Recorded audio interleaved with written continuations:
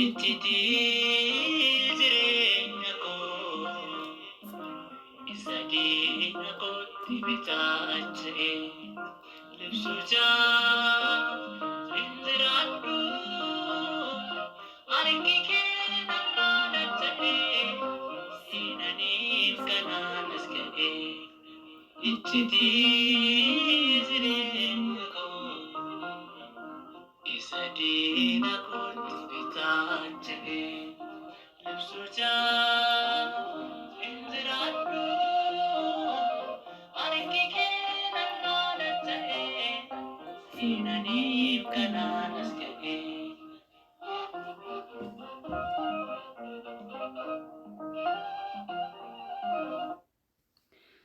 Ashamaa harka fuunee kabajamtootaa fi jaalatamtoota maatii koo kan taatan hunduma keessanuu nagaan waaqayyoon haa baay'atu. Akka waaqayyoo jennan gaasiin gaafadha akkam bultanii akkam turtan akkam saaqanaa fi yeroo kana eedanii ani galanni gooftaaf haa ta'u nagaan jira. Isinis baga nagaan haa taatanii nagaan na jiru. Simbiras akka jiru abdiin qaba. Egaa obboloota koo warroonni viidiyoo kee laakshar gochuudhaan na jajjabeessitan galatooma ulfaadhaan isiniin jedha. Akkasuma immoo har'a viidiyoo gabaabduu takkaan hin qabadhee dhufe. Viidiyoon kiyya kunis maalidha yoo jettanii isa duraa baga guyyaa haadha teenyaa lidata maaramiidhaan sin ga'e kabajamtoonni hordoftoonni amantii ortodoksii kiristaana kan taatanii baga walumaan geenyeen isiniin jedha obboloota kiyyaa. Dabalataan immoo ashamaa harka fuunni obboloonni amantii biraas nagaan na bira jiru sin bira isaa jirutu isiniin jedha.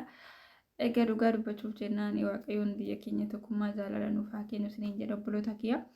Har'a immoo waan hin ta'e tokko isinitti himachuun dhufe.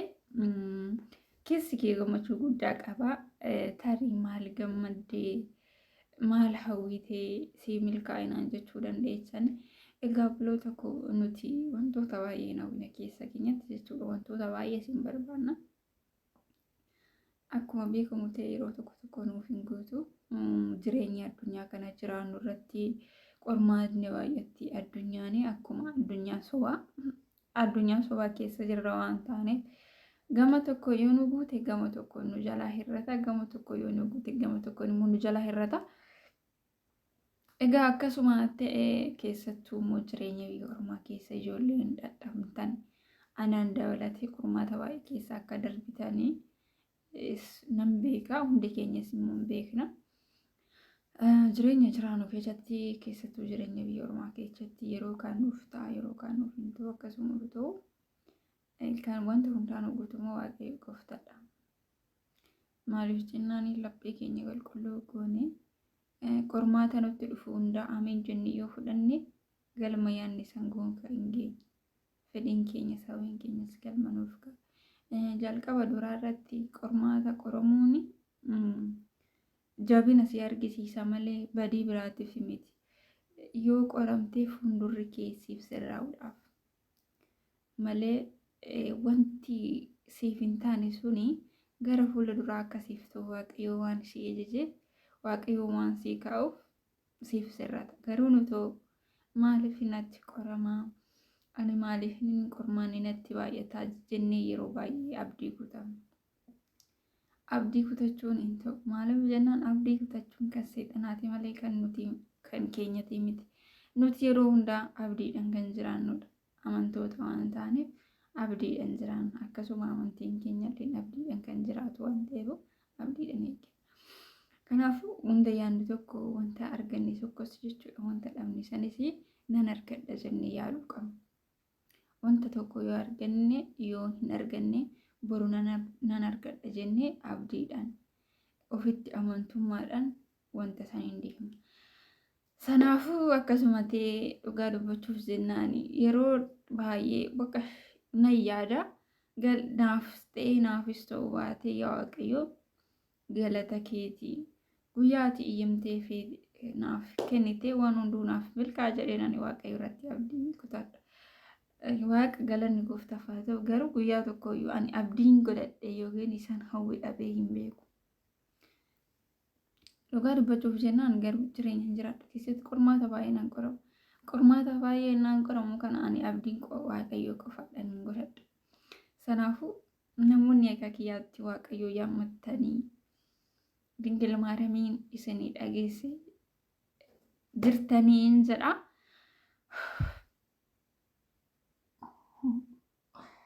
Dhugaa dubbachuuf jenna miira keessan galee maaliif jenna beekan wanti yaada hunduunaaf milka waaqayyoof immoo galata hin qabu beektaa. Ani dhugaa nama abboomii waaqayyoo eegee jiraatu miti. Nama kabajee jiraatu miti. Garuu immoo waaqayyoon akka badii fi balleessa kiyyaa osoo irratti hin lakkaa'in akka arjummaa isaatti isa ani barbaadu. Isa ani waaqayyoon kadhadhu hundaan naaf raawwata. Maqaan haadha keenya dubaroo maaramii kan galatoomee haa ta'u. Namni kamiyyuu ishii ammantanii akka irra namni abdiin hin beeka.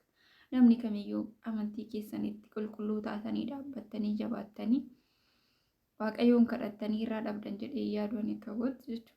Wanum hunda ta'uuf immoo galata jennee yoo fudhanne jechuudha. Waan nuu ta'us waan nuuf hin taanes galata jennee yoo fudhanne wanni nuuf hin taane hin jiru hunduu nuuf ta'a. Yeroodhaaf nu midda malee nuti. Garuu yeroodhaaf ani maaliif hin akkas hin taane, ani maaliif hin jireenya hin qabanne, ani maaliif hin ijoollee hin qabanne, ani maaliif hin abbaa manaa hin godhanne, ani maaliif hin akkas hin godhanne, ani mana yoon ijaarradhe, ani maaliif makiina hin bitanne jennee wanti hundi isaatti yeroo nuuf kennametti galma hin geenye. እና akkasii isiniin jedha obbolootatti yaa dhugaa dubbachuuf jennaan waaqayyo gooftaaf galanni haa ta'u guyyaa tokko irree ani yaammadhee irraa dhabee hin beeku bakka achi keessa kiyyatti abdiin waaqayyo nan godhadha naaf ta'es naaf ta'uu baate galata keetiin nan jedha garuu irratti yaa waaqayyo isa nani barbaadu naaf kenni isa nani fedhu naaf kenni jedhee yeroo hundaa waaqayyo nan kadhadha galanni waaqayyoof haa ta'u garuu oolmaa koo hundaa dingil maaramii naaf guuttee jireenya biyya ormaa keessatti illee nan genne bu'aa bahii hedduu keessa na darbitee dabarsitee kadhannaa ishiitiin araarsummaa ishiitiin waa baay'ee keessa na darbee guyyaa tokko yaammadde naqaanis ta'e hin beeku isinillee immoo yaammattanii irra hin dhabinaa akka nani yaammadhee wanta hundaa irraa argadhetti siniifis yaa kennitu siniin jedha obboloota kiyyaa. Maal argattee gammaddee yoo jettani yaani wanum hundaaraan isan keessa kiyya barbaadu fakkeenyaaf Itoophiyaa galuudhaaf haalli naaf hin mijanne yoo ta'e haala sanaaf mijeessa waaqayyoon fakkeenyaaf paaspoortii harkaan qabu yoo ta'e paaspoortii kan san hojjechiifadhee haalli hundaa akka naa sirreessamu naaf ta'a wanta hundaa jechuun tokko qofa osoo hin taane baqqash 10 olitti wanni kun akkas naa ta'e jedhee waan tokko bichaa irratti hin xiyyeeffadhe baqqash wantan barbaadu hundaan an argadha waaqayyoorra isinillee obboloota koo waaqayyoon laphee keessiif haa akkasumas gaarummaa waaqayyootiin akka mana keessa jiraattu jedhaa ta'u inni jajjabeessa hundi keessanuu amantii qabdaniin kan isiniin garadha akka obboleewwanummaatti akkasuma immoo yaammattanii irraa hin dhabinaa isiniin jedha. Innaa faarfannaa tokko faarfannaa waliin na barsiifadhu durbee kan jedhu tokko wal wajjinaa faarfannuu isiniin jedha qaqqaaliiwwan koo.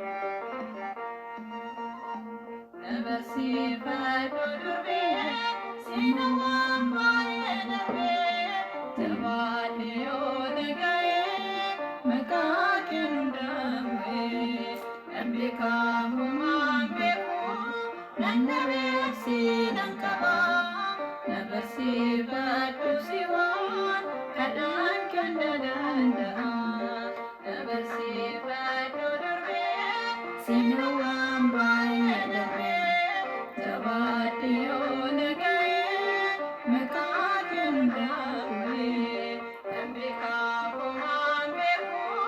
nannabeef seenan qaba na barsiifadhu si'oon kadhaan kan danda'a.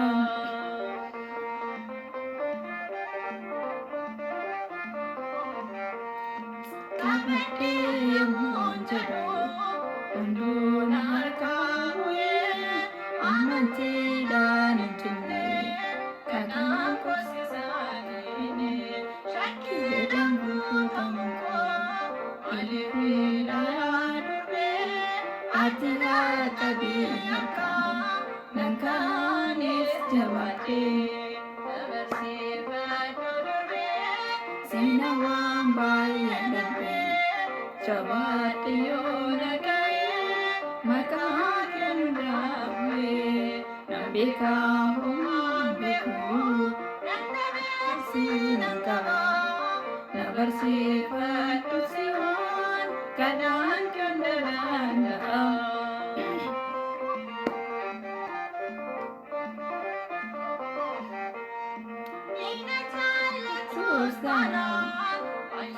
Sirraa baradhee an qulqullummaan qabu sumanaaf godhadhee fira gosa koo himnaan hunduu hammeenya qaba na barsiifadhu si'oon kadhaan kan danda'a.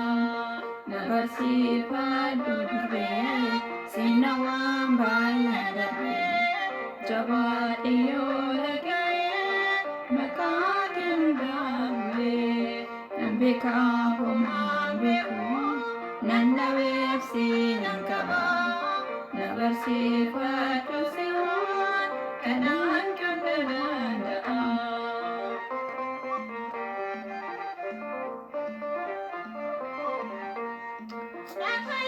Sudaaf jedhee gooftaan sirraa dhalatee samii bu'ee bultoosaa si godhatee ati taasa yoom yaadde akkasirraa dhalatu gooftaan si filaateera haadha bultoosaa taatu na barsiifadhu durree seenaa waan baay'ee darbee jabaadhe yoo nagahee maqaa kan dhaabee nan beekaa homaa beekuu nan dhabeef seenan qaba na barsiifadhu si'oon kadhaan kan danda'a.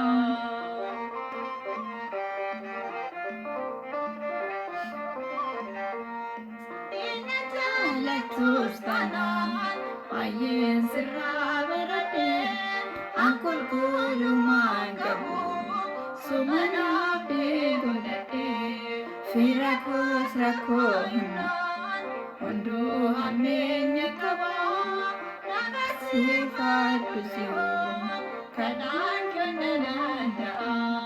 Na barsiifadhu si'oon kadhaan kan danda'a. Na barsiifadhu si'oon seenaa waan baay'ee darbee na barsiifadhu durree seenaa waan baay'ee darbee jabaadhe yoo nagahee kadhaa kan dhaabee nan beekaa sumaan beekuu nan dhabeef seenan qaba na barsiifadhu si'oon kadhaan kan danda'a.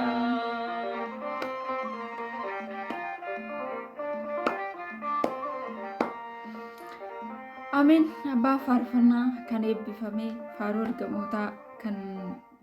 ergamoota jajjabeessu kan diina keenya daabiloos barbadeessu waaqayyo gooftaan nu dhageessisuu isiniin jedha.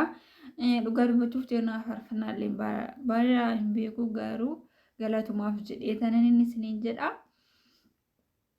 Akkasuma obboloota kiyyaa viidiyoo akka dhumaatiin halawadhaa like share akkasumas immoo koomentii akkasumas immoo baga gammaddee ammas yaammattee raandhaminaan jedha. Isinillee akkuma kiyyaatti kanatti waaqayyo keessanitti yaammattanii rakkoo keessa waaqayyo gooftaan isin baasu biyya ormaa keessatti gamaa gamanaan tikseetti isinii ta'e ergamoota isaa isiniif ergu ijoollee koo jira isiniin haa jedhu waaqayyooni. Isiniin jedha obboloota kiyya, isiniin jaaladha, isiniin kabajaa. Galatooma aga viidiyoo biraatee walitti deemnutti nagaan naa turaa. Isiniin jaaladha, isiniin kabajaa. Qaqqaaliiwwan ilmaan Oromoo kiyya. Aga viidiyoo biraatee walitti deemnutti guyyaa gaarii, turtii gaarii naaf ta'a. Obboloota koo dhugaa dubbachuuf jennaan gammachuu kiyya akkumatti fufeetti jira. Akkuma jalqaba viidiyoo irratti isin kaasuuf yaaletti jechuudha. Baay'ee ta'een gammadee baay'eetti gammadduun ture isin jedhe akkuma isin ibsuu yaaletti gammachuun keewwattan yeroo irratti na dabalame maatii waliin haasa'aa hin jiru. Innaa akkuma beektan kana ni jira miire biyya keenya keessatti jechuudha. Biyya keenya keessatti niitoorkiin baay'ee hin hojjetu. Akkuma beekamu kana haalli jireenya baay'ee rakkisaadha. Haalli jireenya biyya keenya kun baay'ee rakkisaadha. Isa dhugaa dubbachuuf jennaan duraan maatiin koo garuu baadiyyaadha. Duraan akka nama isaan magaalaa jiranitti maatii akka barbaadetti wajjin haasa'aa beektan. Sanii booddee bakka inni na barate guyyuma guyyaadhaan hin dubbisaa. Sanii booddee bakka erga haalli biyya keenya kun xiqqoo ulfaataa ta'e takka waliin dubbadhee hin beeku.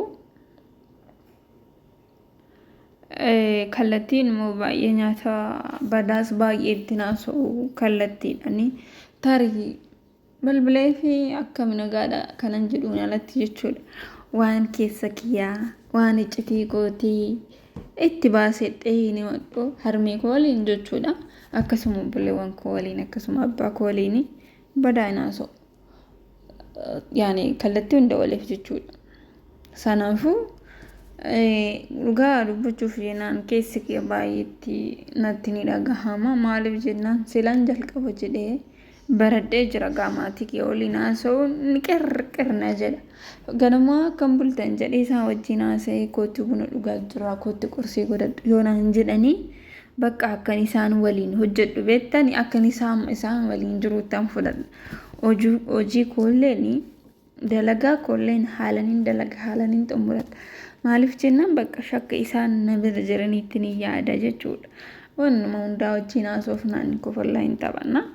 Sanaafuu erga waayif niitoorkiin badaa hojjechuu dhiisee badaa waliin haasa'ee hin beeku jechuudha.